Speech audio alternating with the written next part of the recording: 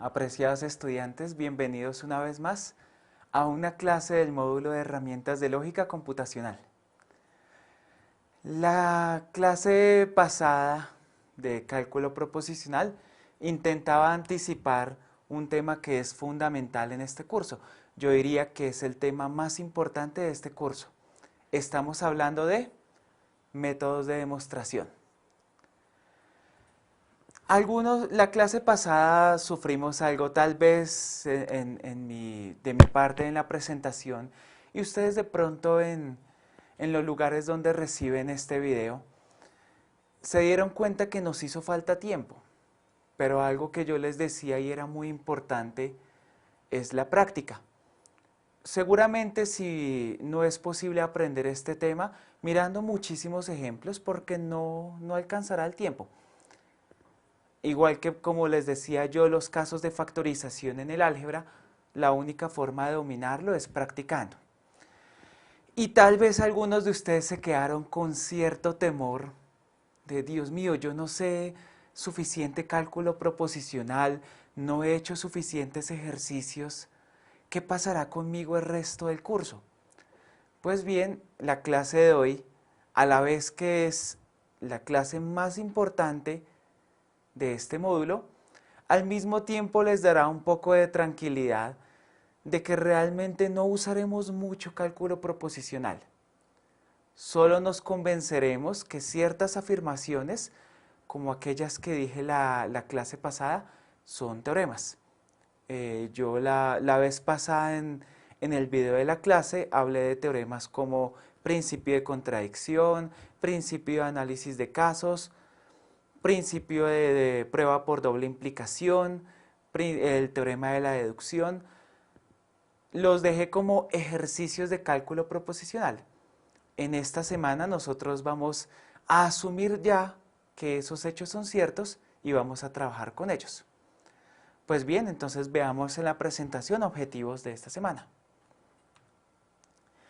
Panorama de los métodos de demostración. Algunas precauciones al respecto.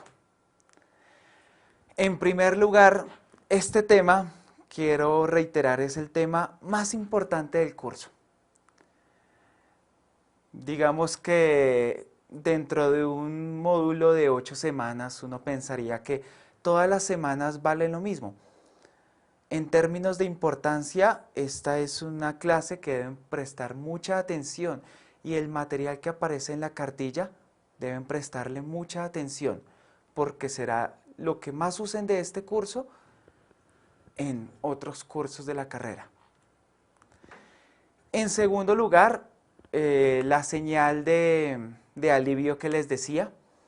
Los métodos de demostración minimizan el cálculo proposicional de manera que no es necesario ser un mago de la manipulación para entender este tema.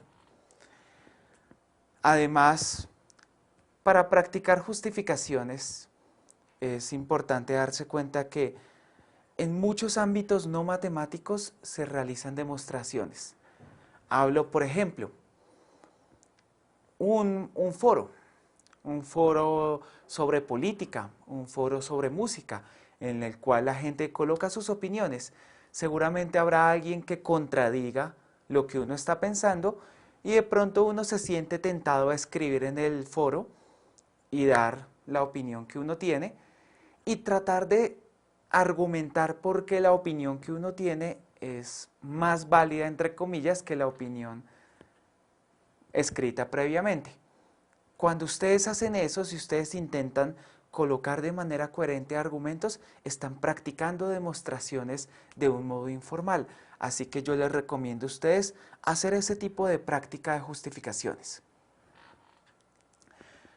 Además, digamos, bueno, mencionemos la presentación en primer lugar. ¿Cuál es el esquema general? Este tema tiene mucha relación con lo visto en la segunda semana sobre justificación de validez de argumentos. Es decir, que un argumento es una implicación que consta de dos partes. Un lado izquierdo que llamamos hipótesis y un lado derecho que llamamos conclusión. La idea de realizar deducción natural, que es el esquema que seguiremos en este curso, es ir hilando pequeñas deducciones a partir de las hipótesis. A medida que vayamos hilando, vamos conociendo una lista de verdades y por eso en la presentación se muestra la idea del esquema. Habrá una columna que hace referencia a cierta colección de hechos ciertos, hechos que vamos acumulando a medida que vayamos realizando pequeñas deducciones y al lado derecho una justificación de los hechos ciertos que hemos encontrado. Esto es muy parecido a lo que sucedía en geometría. Cuando ustedes de pronto veían geometría en tercero de bachillerato, calculo yo, o en cuarto de bachillerato, se intentaba de un modo que podía parecer muy escuelero, tratar de trazar dos columnitas de este estilo. Voy a mostrar en el tablero un ejemplo de cosas que se hacían en el colegio. Digamos que se quería demostrar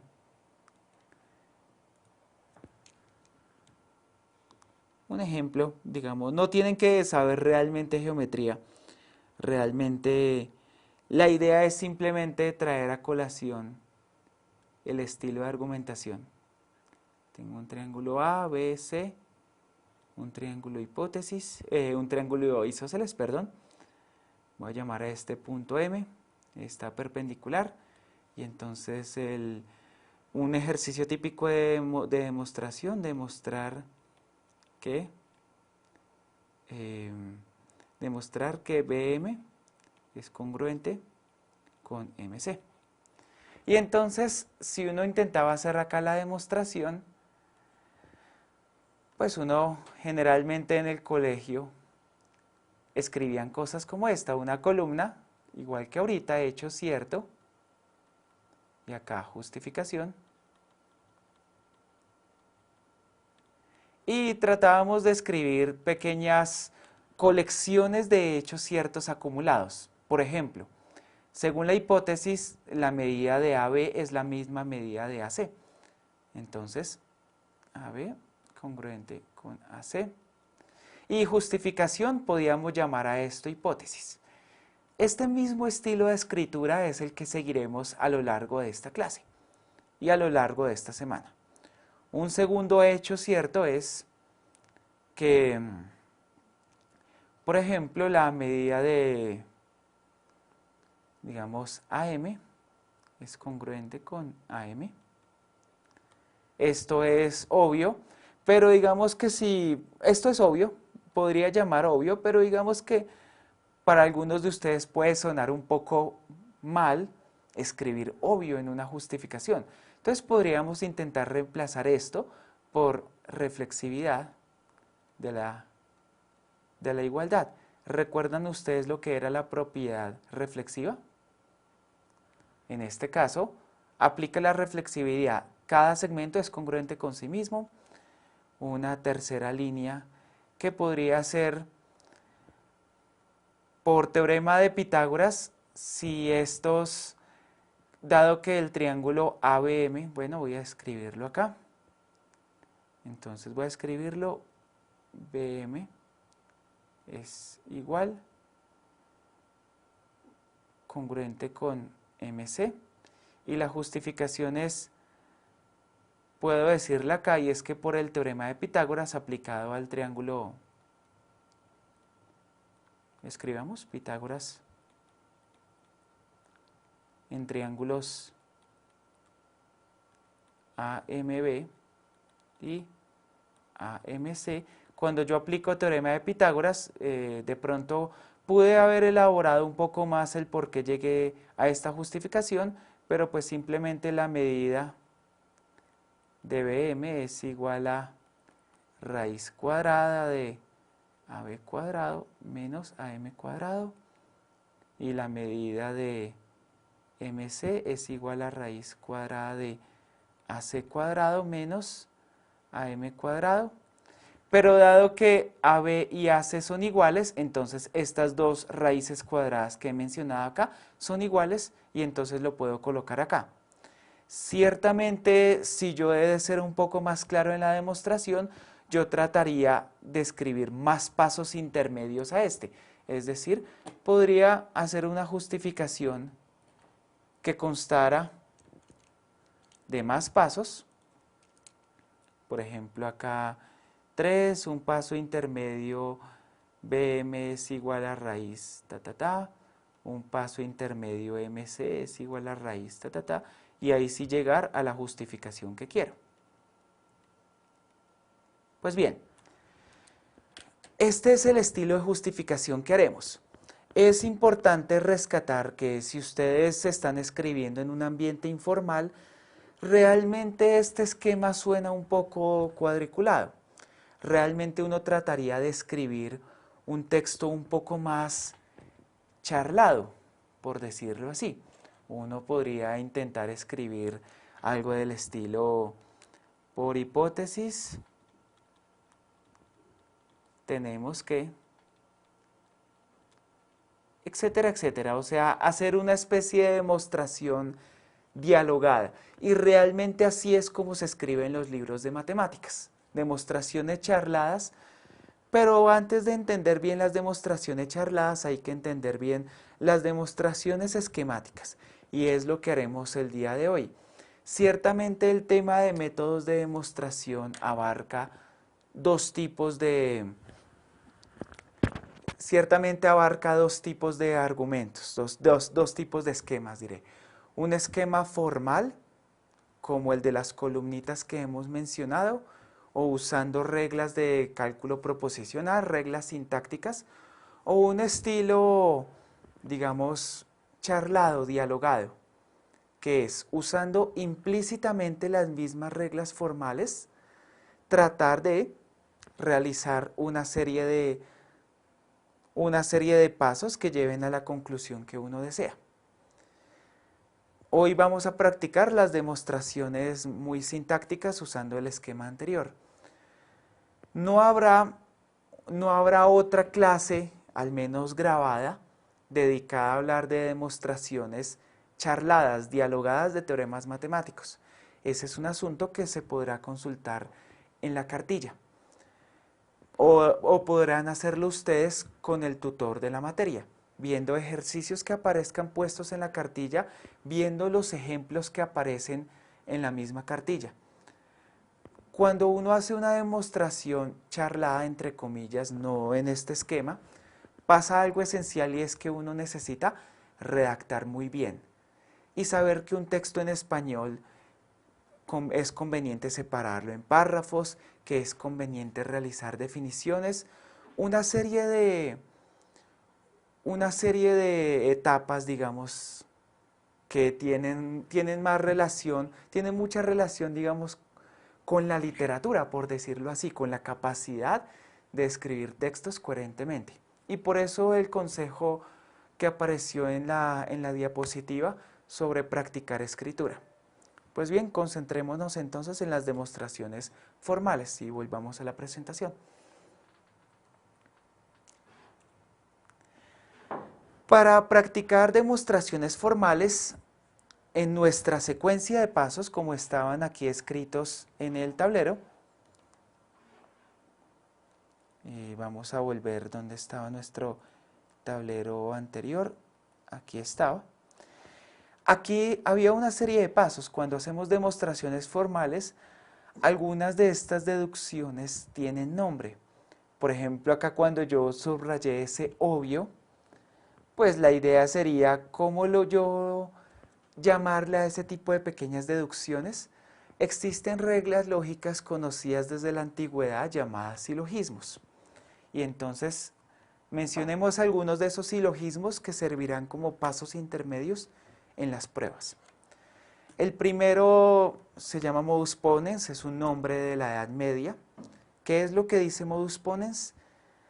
Si tengo una implicación cierta, P implica Q, y la hipótesis P es cierta, entonces Q es cierto. Fíjense que eso es algo obvio de la tabla de verdad de la implicación. Si el lado izquierdo era verdadero, para que la implicación fuera cierta, el lado derecho debía ser verdadero.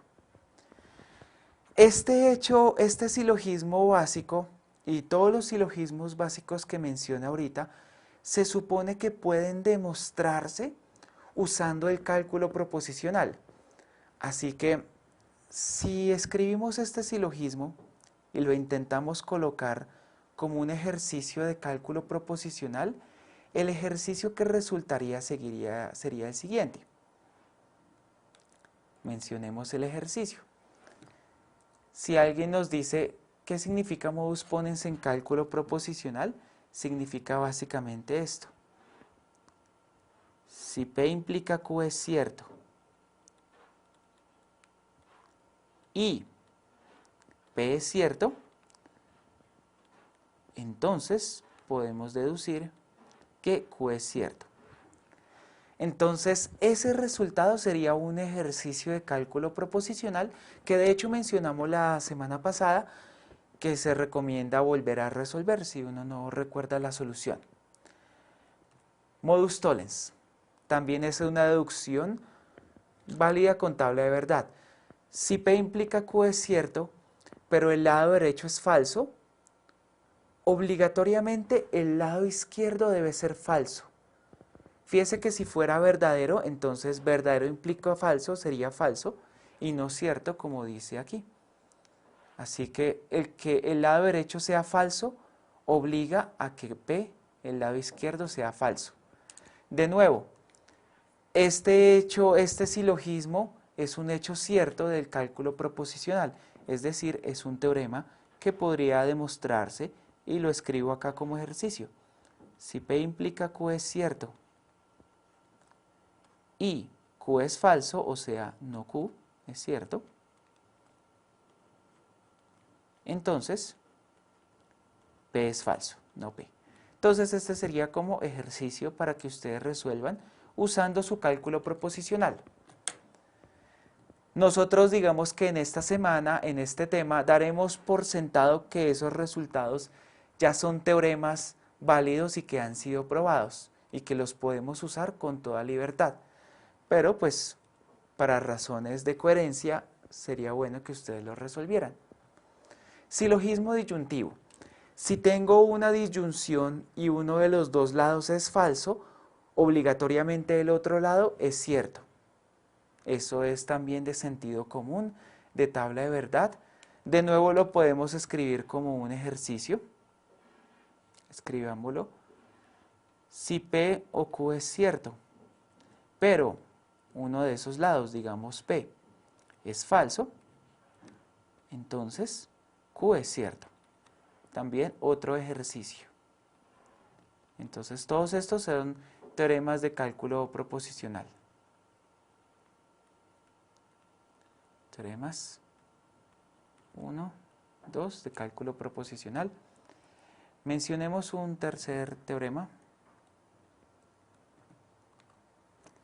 Bueno, estos tres. Y realmente para otra serie de silogismos que podemos considerar como obvios, entre comillas, vamos a tratar de darles nombres informales. Definición conjunción o teorema conjunción. No es básicamente para no saturarnos de nombres, porque a veces la memorización de los nombres puede ser un problema y realmente no queremos que los nombres sean un obstáculo para lo que realmente nos interesa, que es hilar pequeños pasos y realizar demostraciones. Es como la persona que de pronto se detiene en pequeñeces y olvida lo más importante. Entonces vamos a ser un poco informales en los nombres. Ejemplo, algo que podríamos llamar teorema, definición conjunción o teorema conjunción. Algún tipo de deducciones sobre la conjunción obvias. Ejemplo, si P es cierto, o por ejemplo sobre la disyunción, si P es cierto, entonces P o Q es cierto. ¿Claro?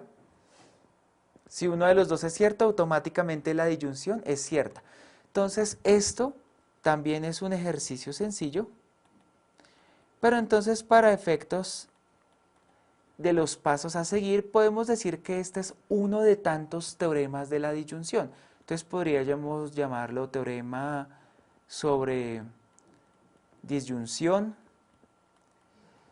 En el fondo casi que estamos con ganas de decir, eso es obvio. Entonces no se preocupen si piensan que es obvio. Básicamente seremos un poco informales en el uso de los nombres. Otro ejemplo, un teorema sobre conjunción, por ejemplo, sobre equivalencia. Por ejemplo, esto es obvio. Por ejemplo, si P es falso y Q es falso, nosotros podríamos deducir que P es equivalente a Q. ¿Cierto? Parecería como obvio que si yo tengo falso y falso, pues falso equivalente a falso es evidentemente cierto. Entonces podríamos decir, este es un teorema sobre equivalencia. Varios de estos silogismos vamos a ser un poco informales en el asunto, pero estos tres primeros que aparecen en la diapositiva son importantes. Ahora comencemos a mencionar métodos de demostración. El primer método, demostración directa. Asumiendo antecedente. ¿Qué significa asumir antecedente? Cuando yo tengo un ejercicio de demostración dado en forma de implicación como este, el lado izquierdo, ¿recuerdan lo que pasaba en la semana 2? Si teníamos expresiones booleanas separadas con un i, como aparecía acá, podíamos decir que estas dos eran hipótesis. Es decir, que separado P era una hipótesis y separado P era otra hipótesis. Entonces, la idea de realizar una demostración directa asumiendo antecedente es coger la conclusión, manipular la conclusión y llegar a que la conclusión es cierta, usando en el camino el que ya tenía por hecho que las dos hipótesis anteriores eran ciertas. Veamos una demostración en el esquema.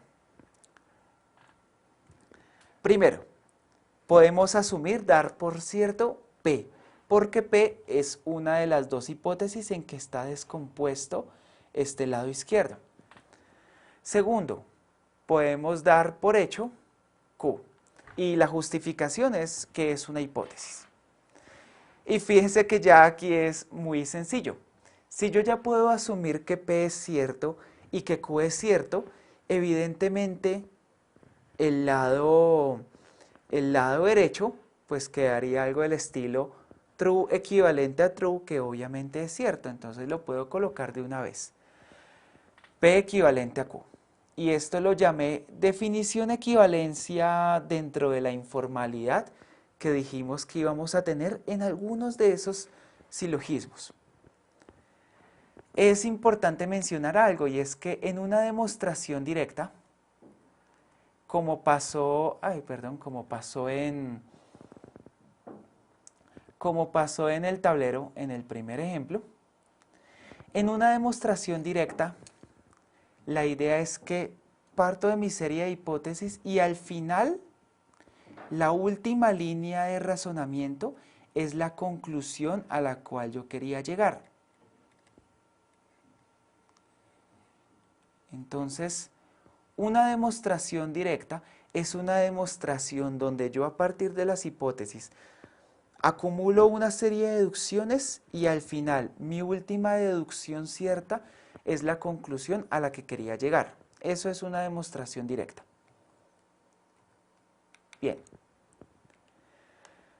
Esto pareció muy fácil. Hoy vamos a dar un panorama de los métodos y en la cartilla se verán ejemplos, ejercicios sobre cada uno de ellos. Segundo método, el principio de análisis de casos que mencionamos la semana pasada como un ejercicio de cálculo proposicional. A nivel semántico, a nivel de significado, ¿cuál es la idea del análisis de casos? Voy a escribirla en términos coloquiales en el tablero. Coloquialmente, el principio de análisis de casos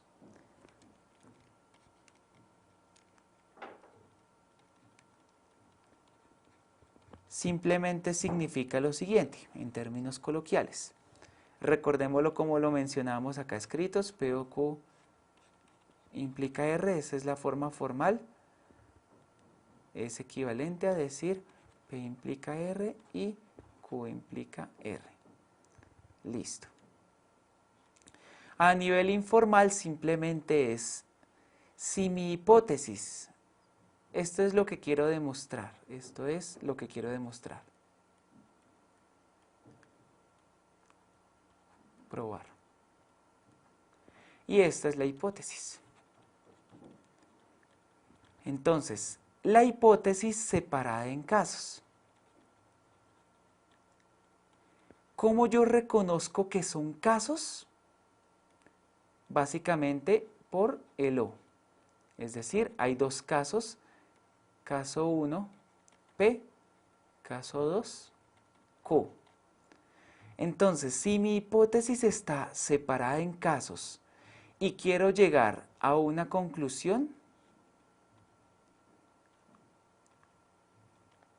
entonces, ¿qué es lo que quiero yo hacer? ¿Cuál es la idea? Entonces, escribámoslo acá informalmente. Entonces, si quiero llegar a mi conclusión y la hipótesis está separada en casos, se descompone en casos,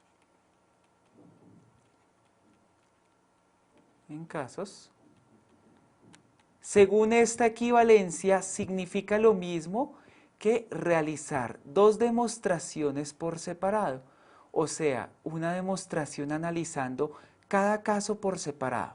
Entonces, lo que se quiere decir es, se realizan demostraciones de la conclusión por separado.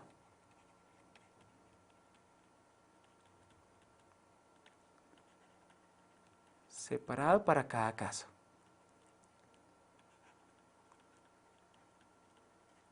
A nivel coloquial esto es lo que quiere decir. Entonces, veamos un ejemplo de cómo se usa el análisis de casos. Y volvamos entonces a la presentación.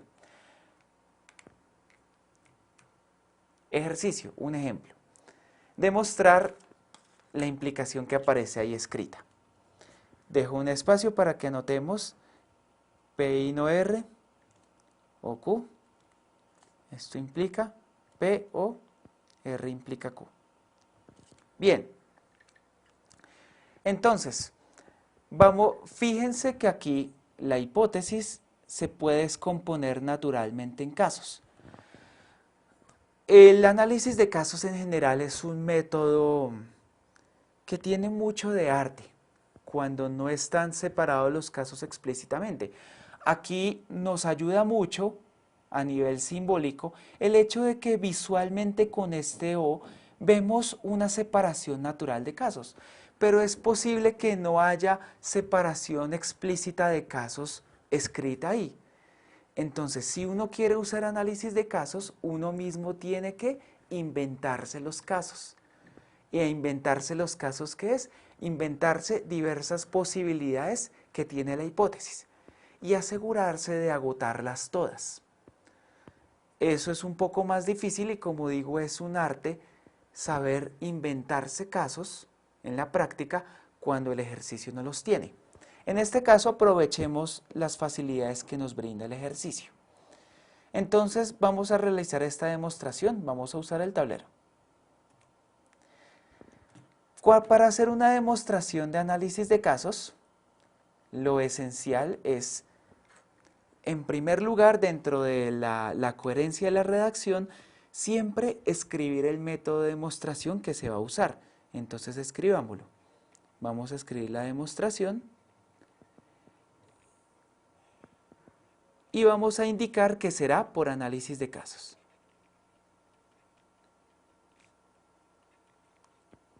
Esto es importante acerca de redactar bien las demostraciones.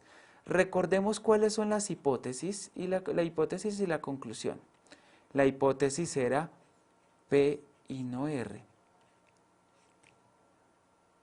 o Q, Y la conclusión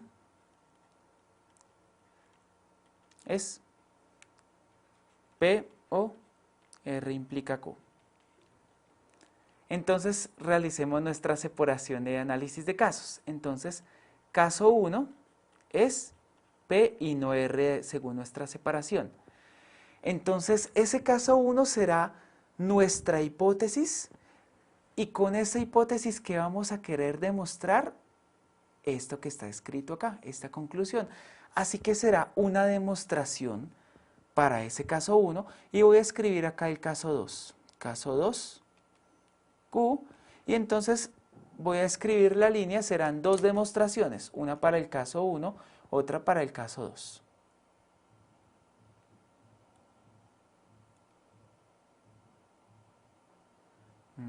Tal vez escribí bien, así, está bien. Y voy a escribir acá de una vez el esquema para la segunda demostración. Bien, entonces ya sabemos el significado, entonces este acá es nuestra lista de hechos ciertos y acá la justificación y al otro lado también, hecho cierto, justificación. Entonces, comencemos. En primer lugar, dado como está separado así el caso 1, identificamos que hay dos hipótesis en ese caso 1. Entonces, si se fijan ustedes, esta demostración con este caso 1, para llegar a esta conclusión que está marcada aquí, este esquema de demostración se vuelve ¿qué? Una demostración indirecta, una demostración directa, asumiendo antecedente como el ejemplo anterior. Y lo mismo pasará en la segunda demostración, hipótesis Q, vamos a llegar a esta conclusión, será una demostración directa. Entonces sucede algo muy común en los métodos de demostración y es que los métodos se combinan. Una prueba por análisis de casos, donde cada caso es una prueba directa. Entonces escribimos la demostración. Primer paso, P, y voy a escribir acá, esta es hipótesis 1 del caso 1. Marco así porque hay dos hipótesis, entonces me refiero a la primera hipótesis de este caso que es P. Ahora, no R es otra hipótesis. No R. Hipótesis 2, caso 2. Ahora miren lo que pasa de simpático y es, si yo ya tengo P, ¿se acuerdan este pequeño silogismo que estoy marcando acá? Si P es cierto, automáticamente cualquier disyunción que involucre a P es cierta. Porque en un O, si uno de ellos es verdadero, automáticamente el O es verdadero. Quiere decir que aquí, si P es cierto, fíjense cuál es la conclusión. Es P o algo, así que automáticamente es cierta. Fíjense lo simpático que sale, lo corto que sale. Entonces, de una vez ya podemos decir P o R implica Q es cierta. Y entonces nuestra justificación, ¿cuál es? Teorema sobre conjunción o definición conjunción, como lo quieran decir. Pero entonces, para razones de referencia, para ser más claros en la demostración, lo que vamos a hacer es citar las líneas involucradas aquí. Entonces, la línea involucrada acá es la línea 1. Entonces, gracias a la línea 1 es la que invocamos para concluir esto y ya, fin. Ya está correcta esta demostración porque llegamos a la conclusión que queríamos. Veamos en el otro caso, caso 2. Entonces, hecho cierto, primer lugar, Q es la hipótesis del caso 2. Ahora, fíjense lo que pasa acá. Y acá nos llega un asunto interesante y curioso. Y es cómo nosotros vamos a poder ¿Cómo nosotros vamos a poder decir que todo esto es cierto? Fíjense que hay un hecho de sentido común en la implicación. Y voy a sumarlo a la lista de esos silogismos como evidentes que existían. Quinto silogismo. No es necesario memorizárselos todos, es importante pensar que estas son afirmaciones de sentido común. Pero si yo tengo una implicación, voy a borrar, borremos. Si yo tengo una implicación y resulta que el lado derecho de la implicación es cierto, entonces si tengo el lado derecho de una implicación cierto, automáticamente toda la implicación es cierta. Entonces este es el silogismo que quiero decir. Llamémoslo como teorema sobre implicación.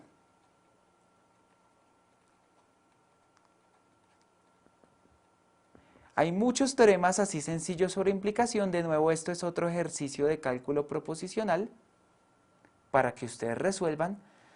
Pero es una conclusión válida y en una tabla de verdad se ve. En la tabla de verdad, cuando el lado derecho acá es cierto, sin importar quién sea P, automáticamente será cierta la implicación. Entonces, con esa pequeña deducción, fíjense que podemos volver al tablero.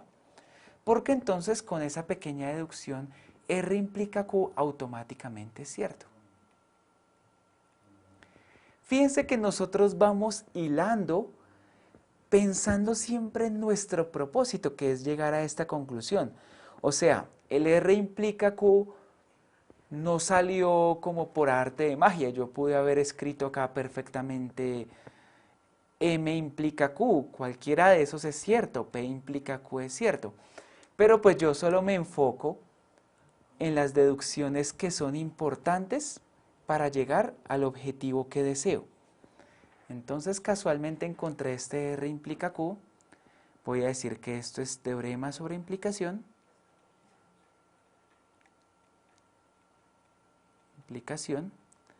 Y voy a invocar, voy a hacer referencia a la línea. ¿Cuál es la línea que justifica esto? La línea 1. 3. Automáticamente puedo hacer lo mismo que hice en el otro caso, que es que como este lado es cierto, automáticamente todo el O es cierto. Así que ya podría escribir de una vez la justificación. P, O, R implica Q. Todo ese O es cierto. ¿Y cuál es la justificación? Igual que antes. Hay teorema sobre disyunción.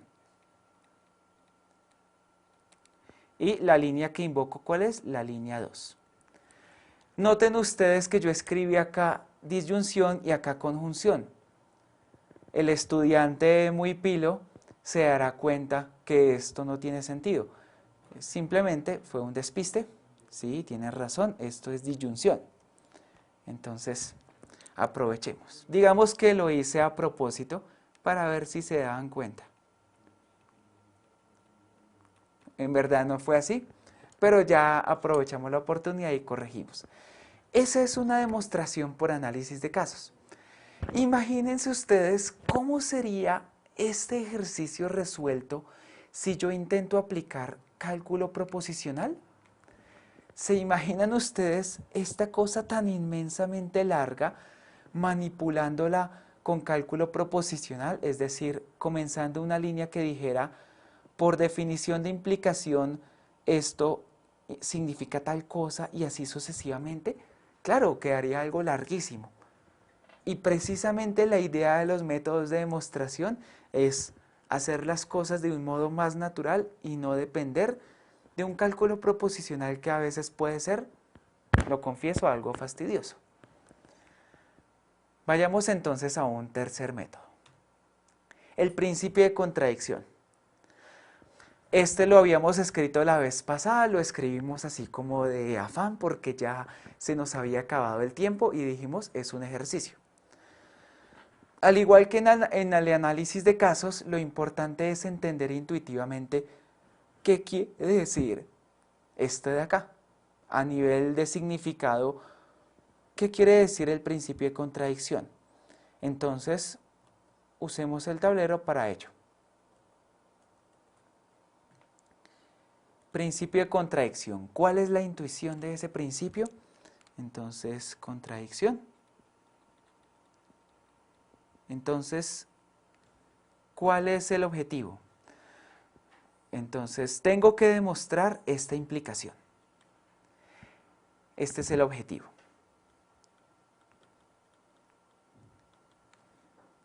Y entonces, para hacerlo, ¿qué piezas de información tengo? La información que tengo hasta ahora es la hipótesis. Disponible hasta ahora.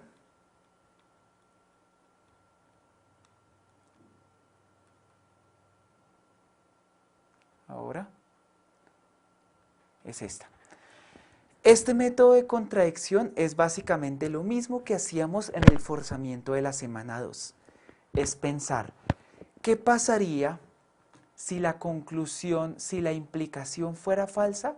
La única forma que la implicación fuera falsa es que la hipótesis fuera cierta y que la conclusión fuera falsa.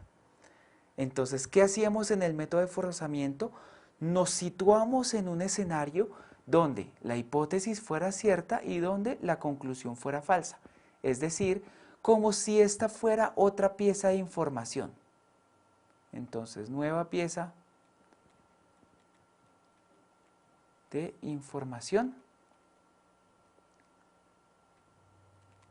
es la negación de la conclusión. ¿Y qué es lo que hacemos? Básicamente, si tenemos un escenario donde estas dos cosas pasen, no puede suceder, no es posible que la hipótesis sea cierta y la conclusión sea falsa. Entonces queremos llegar a que este escenario es imposible. Es posible tener estas dos informaciones al tiempo.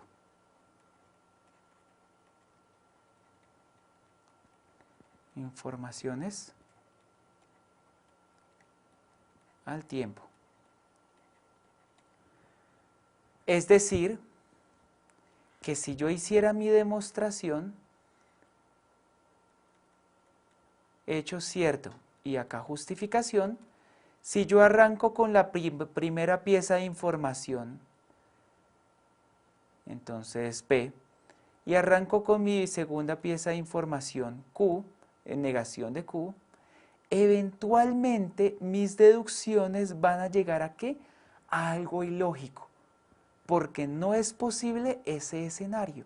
Así que la conclusión a la que queremos llegar es que aquí aparecerá algo absurdo.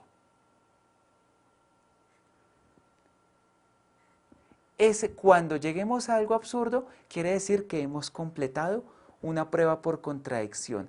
Hemos explicado por qué no es posible que la hipótesis sea verdadera y la conclusión falsa.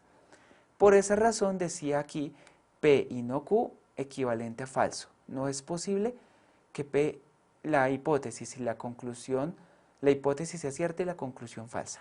Veamos un ejemplo. Un ejemplo larguísimo. Es claro que un ejemplo así con el cálculo proposicional será un tremendo camello. Será casi imposible. ¿Cómo uno va a manipular todo ese lado izquierdo con cálculo proposicional?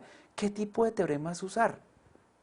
Precisamente hoy nos sentiremos tranquilos de lo fácil que sale con métodos de demostración.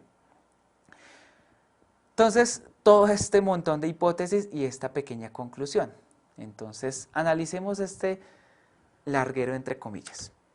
En primer lugar, vemos estos sí nos indican que esta hipótesis grandísima está separada en varias piezas de información que podemos tomar como pequeñas hipótesis. Entonces les estoy dando nombre. La primera, P implica Q1 equivalente a R, es la primera hipótesis. R equivalente a S es la segunda hipótesis. Aquí estoy hablando un poco rápido y el ejercicio es un ejercicio grande, así que yo recomiendo que cuando estén reproduciendo eso, hagan una pausa hasta aquí y piensen cuál es el inmenso ejercicio que se está intentando resolver. Entonces, tomen un respiro. Una tercera hipótesis según lo que aparece aquí. Una cuarta hipótesis, hasta ahora no he dicho nada interesante, pero como voy a hacer una prueba por contradicción, entonces la idea ¿cuál será? Negar la conclusión. Así que, como aparecía en el tablero, esta será una nueva pieza de información que agregamos a nuestra lista de hipótesis. ¿Cuál? La negación de la conclusión. Así que acá voy a agregar la negación de la conclusión a la lista de hipótesis. ¿Cuál es la negación de no Q? Por el teorema de doble negación el axioma de doble negación es Q. La negación de la conclusión a probar. Bien. Ahora voy a comenzar a hilar. Fíjense que ahí usamos nuestros principios. Modus ponens, modus tollens, etcétera, etcétera. Antes de pasar a la siguiente página de la diapositiva, veamos un poco acá. Hilemos. Si Q es cierto, según una hipótesis, Q implica P es cierto. Vemos esta hipótesis. Si Q es cierto, obligatoriamente ¿qué? P es cierto por modus ponens. En este momento no se acordarán, he pasado la clase un poco rápido. ¿Qué era modus ponens? Vuelvan a ese pedacito donde mencionamos que era modus ponens. Entonces, modus ponens nos dice que P es cierto, dado que esta implicación es cierta y Q es cierto.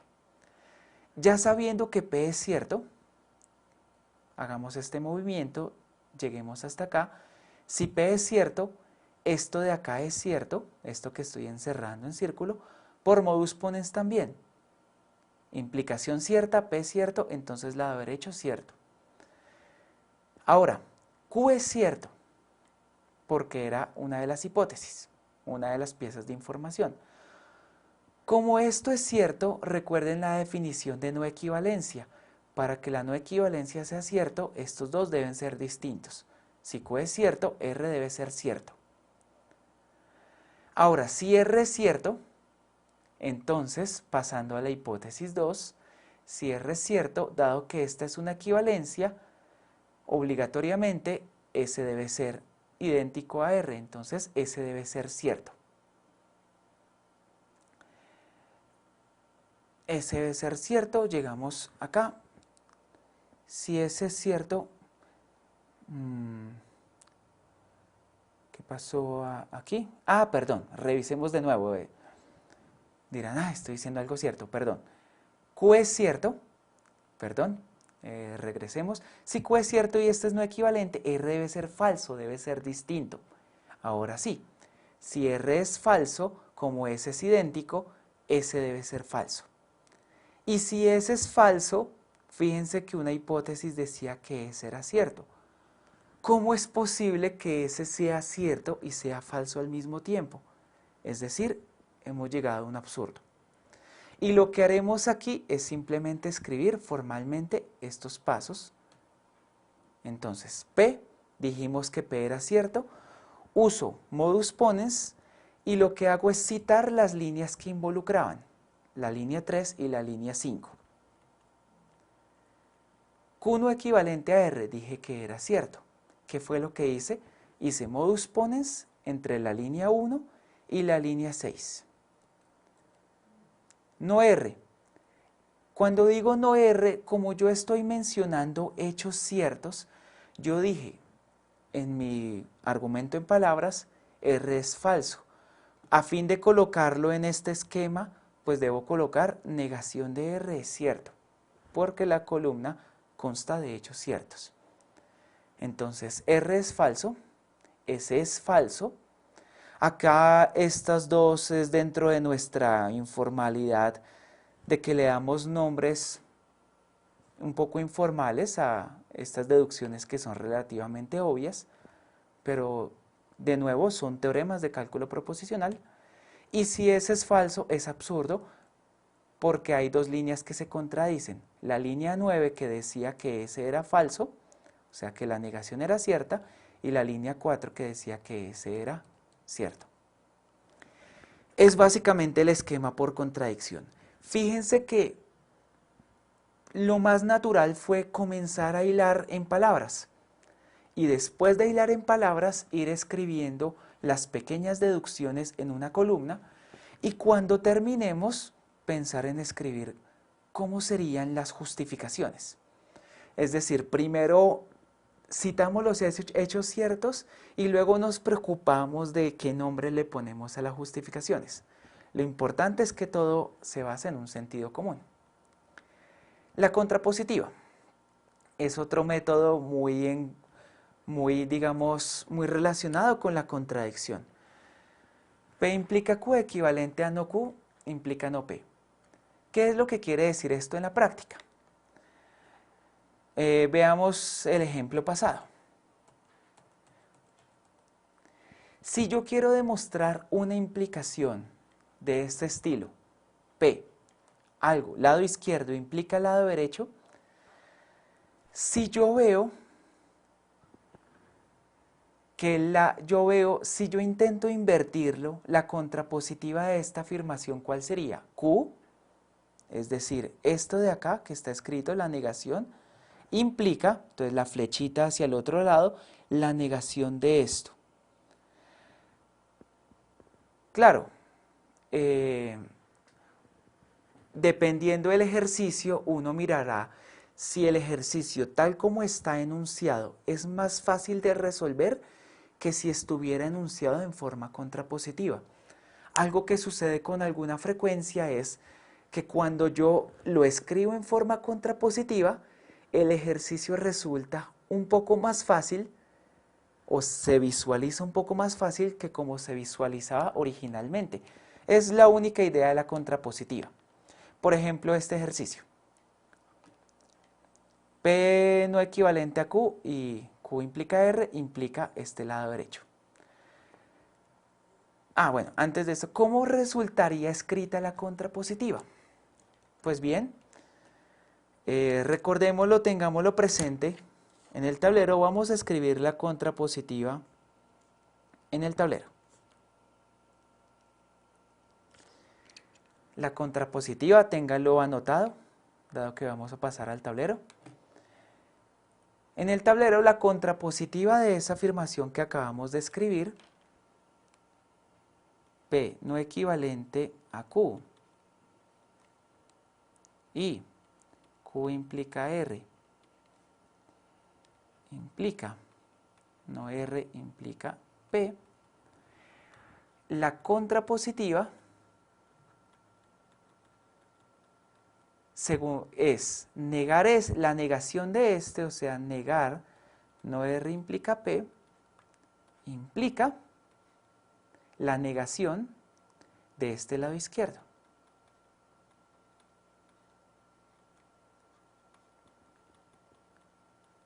Ahora, si hacemos un poco de manipulación con cálculo proposicional,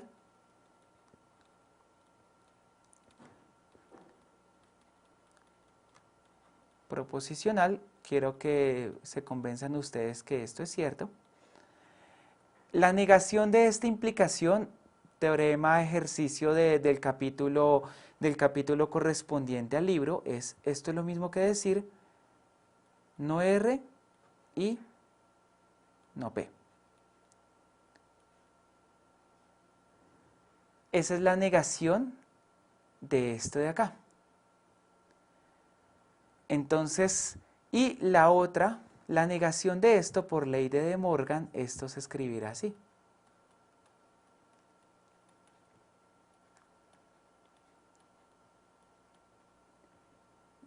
Q implica R. Pero de nuevo por cálculo proposicional acá, esto lucirá como P equivalente a Q, y esto lucirá como Q y no R. Entonces, ¿qué resultó? Este es el nuevo ejercicio que resultó. Entonces, a veces sucede, fíjese que este nuevo ejercicio se ve mucho más fácil que resolver que el ejercicio original. ¿Por qué razón? Porque este nuevo ejercicio en la forma en que están separadas las hipótesis con este y, ya puedo hablar de dos hipótesis y puedo intentar hacer una demostración directa. Así que dejo como ejercicio, resolver este ejercicio de implicación, demostrar la validez de esta expresión booleana que quedó escrita aquí usando demostración directa. Esa es la idea del método de contrapositiva, es tomar un ejercicio, reescribirlo en forma contrapositiva y resolver ese nuevo ejercicio partiendo de ceros. Sospechando que la contrapositiva a veces hace más fácil visualmente el ejercicio a resolver. No siempre lo hace más fácil, es decir, tienen que ustedes tener mucha precaución y con la experiencia en los distintos ejercicios del libro, saber cuándo conviene aplicar cada método. A veces un ejercicio puede resolverse por varios métodos distintos. Entonces no hay que ser tan dogmáticos en esto. Simplemente su experiencia les dirá qué método les conviene más. Este es el teorema de deducción. El teorema de la deducción básicamente dice, si tengo una implicación y el lado derecho de la implicación es otra implicación a su vez, para demostrarla, ¿qué puedo hacer? Fíjense lo que pasó con Q. Agregué Q, lo moví Q a la lista de hipótesis y me concentré en mi nueva conclusión a probar R. Lo bonito de este método que es que así por arte de magia yo antes tenía un ejercicio con menos información P y a demostrar algo más largo y en qué se convirtió en un ejercicio con más información porque le agregué Q a la lista de las hipótesis y a demostrar algo más pequeño. Eso es lo bonito del teorema de la deducción. De nuevo, cuando ustedes escriban un ejercicio de estos, dicen por teorema de la deducción, explican el método y arrancan. Veamos un ejemplo. Dado que el tiempo está cerca de acabarse, este ejemplo es un ejemplo con solución. Así que les recomiendo que copien el ejercicio. Fíjense, aquí hizo falta paréntesis, la conclusión es esta, el lado derecho es esto. Fíjense que la conclusión es una implicación, así que ¿qué hice yo? Agrego P implica Q a la lista de hipótesis sumado a esta hipótesis y voy a probar P y R. Esa será la idea al usar teorema de la deducción. Entonces recomiendo que hagan pausa en el video, vayan pensando los pasos y entonces se convencerán de la siguiente secuencia de deducciones. Voy a irla pasando. Q. De nuevo, cuando yo aplico modus ponens, cuando cito algo, estas referencias son las líneas de donde sale ese modus ponens. Aquí aclaro, en la tercera línea yo aclaro que es el teorema de la deducción el que usé para justificar el por qué esta nueva hipótesis a las dos anteriores. Entonces, siempre se aclara eso en la escritura. Si seguimos nuestro procedimiento.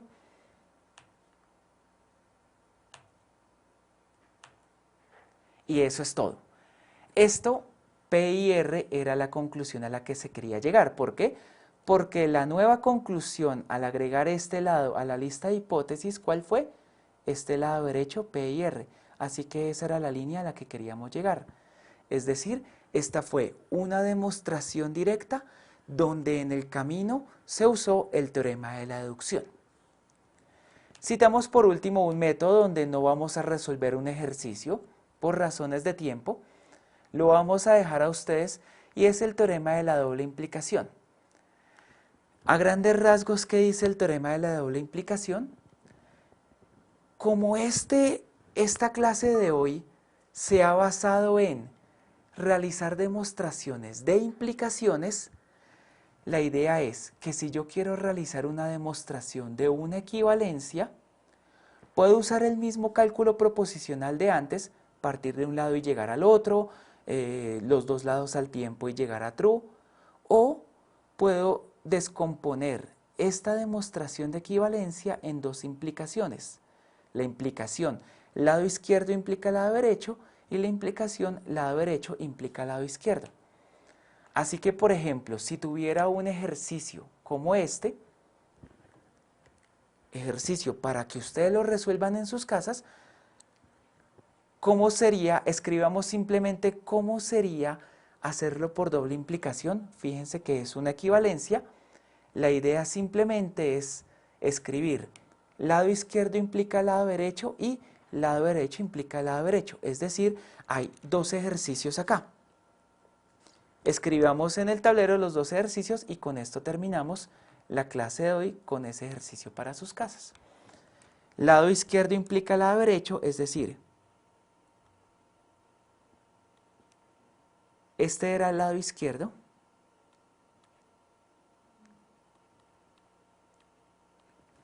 Entonces, lado izquierdo implica lado derecho, sería el primer ejercicio 1, o sea, demostración 1 a realizar, por el método que ustedes consideren, sugerencia, por contradicción, y la segunda demostración que habría que realizar en una prueba por doble implicación es esta. Lado derecho implica lado izquierdo.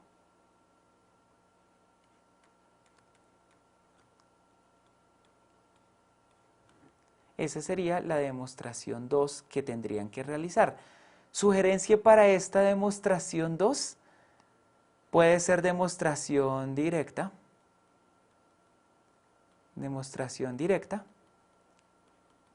Y hacer análisis de casos. Aquí, análisis de casos. Aquí esta genialidad es inventarse los casos. Acá sugiero una idea, pero ustedes pueden hacerlo de otra forma. Caso 1 es P es cierto. Caso 2, P falso. Fíjense que estos dos casos agotan todas las posibilidades. P cierto y R cierto.